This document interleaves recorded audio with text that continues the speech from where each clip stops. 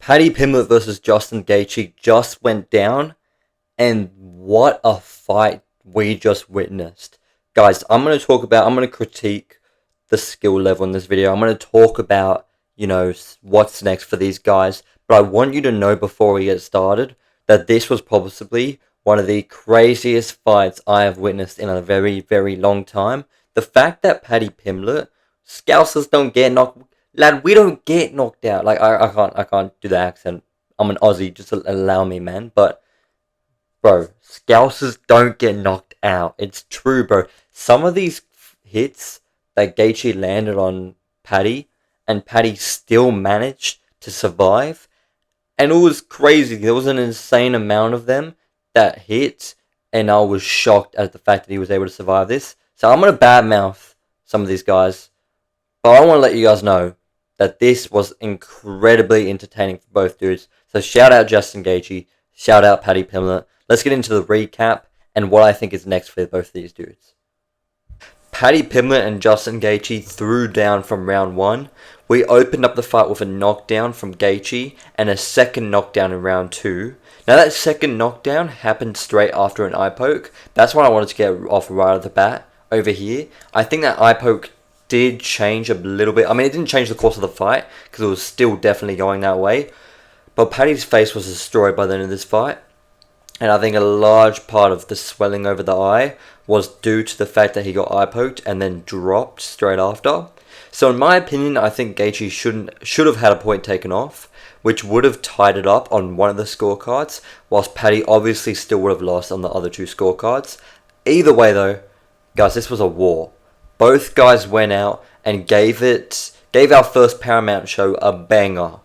I mean, it was a really fun performance from both Gaethje, and Pimblett showed some of the most impressive heart I think I've seen in a long, long time. 2 knockdowns from Gaethje, won him the first 2, and then from there I think it was closer with Paddy landing shots of his own. But Gaethje had a large flurry in his own right, bouncing shots on Paddy. Paddy's face looked mauled, but he showed true heart. I'm pretty bummed that the face-off between Paddy and Ilia will never happen though, but to be completely honest, I think after seeing this performance, that fight would have been a one-sided quick mismatch, and not just for Paddy, but also for our winner too. So I mean, I'm pretty greedy. The first thing that I'm thinking of when this matchup ends is what's next. And look, this fight was for the interim belt, so it's pretty obvious what's next. Topuria is the champ. We also have Sarukian in the win, waiting for the time to finally shine. I think we should also mention Max Holloway and Charles Oliveira, who both have beaten our current interim champ, but also both lost to the undisputed champ. So, guys, this may be unpopular to say, but even though this was an early fight of the year contender, I still feel as though this wasn't close to a fight between the two best lightweights in the world. I think going into this and looking at that, I think that was what everyone kind of thought, but didn't want to say. But I think this automatically, this fight, even though it was amazing, proved that. I still feel like, obviously Ilia is one of the two best lightweights in the world. Arman is the number 1 contender. And both of the guys fighting for the BMF in March, I personally believe are the better fighters. And that's obviously backed up by the fact that they both finished Gaethje. So with that being said, almost 99% of the time, unless it's heavyweight, the interim fights the undisputed, and if it's the case here as well, as per usual, I personally think Ilia destroys Gaethje in 1 or 2 rounds. Even though they have a fairly similar fighting style in terms of the striking, very up close in range, I think we all saw here that Gaethje faced a guy who very quickly showed that whilst he can compete at that level, isn't close enough yet. And when Gaethje should have and probably could have finished Paddy, or won rounds that he didn't, he buckled.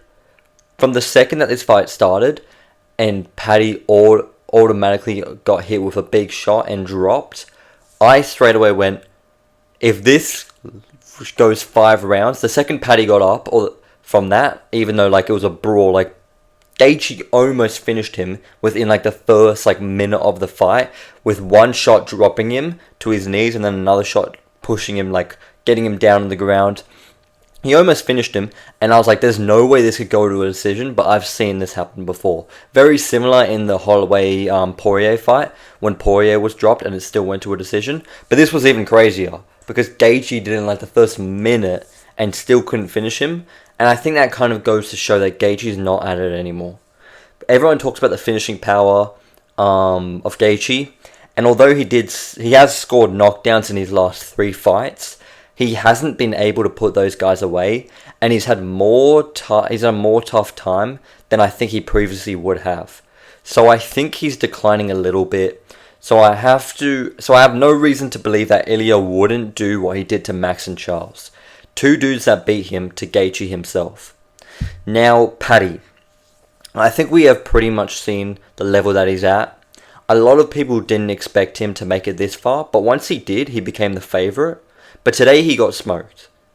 Showed an incredibly entertaining performance, but was smoked. I don't know if Paddy can ever become champ, because he didn't even lose to the champ, but rather a level or 2 lower. I think Ilia and Islam are an example of the top level guys at lightweight, even though Islam's not there anymore. But guys like Arman, Holloway, and Oliveira are 1 level below. And then below that is like Gaethje and Poirier and Paddy. Just lost, and Paddy just lost at that level. So I think he's either at that level or 1 below.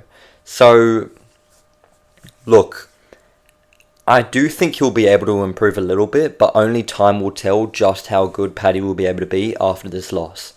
But if you want to get a good view of like what can bring him back, because obviously he's not going to retire, he's very young, he's only like 31.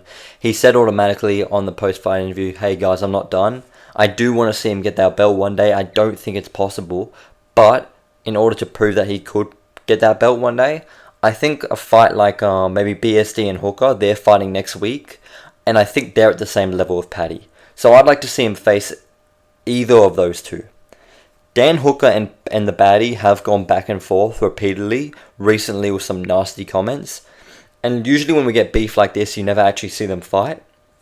But I think that matchup is perfect right now, and I would love to see that personally.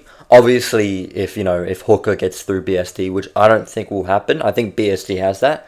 So if that's the case, you could still do the Hooker fight, or you could do Paddy versus BSD. I think it makes more sense for Paddy versus BSD if Dan Hooker loses, but I think that matchup with Dan Hooker will be more entertaining, especially because of the beef that they've had. So in all this though, look, this fight lived up to the hype and more. Even if they didn't display the best skill, both of these guys were more entertaining than O'Malley and Umar, which won't even help their careers necessarily, but this is what we want to see, and this is what the UFC wants to see in the Paramount era, baby. So, look, even if Paddy lost, even if Gaethje didn't have the best performance, they gave the UFC what they want, and that's only going to boost them more further. So, look, the Paramount era is here, where, in the Paramount era, entertainment is the top priority, pretty much. This main event lived up to the hype, and way more. Like, subscribe. I'll be breaking down all the big matchups, guys. Thank you very much.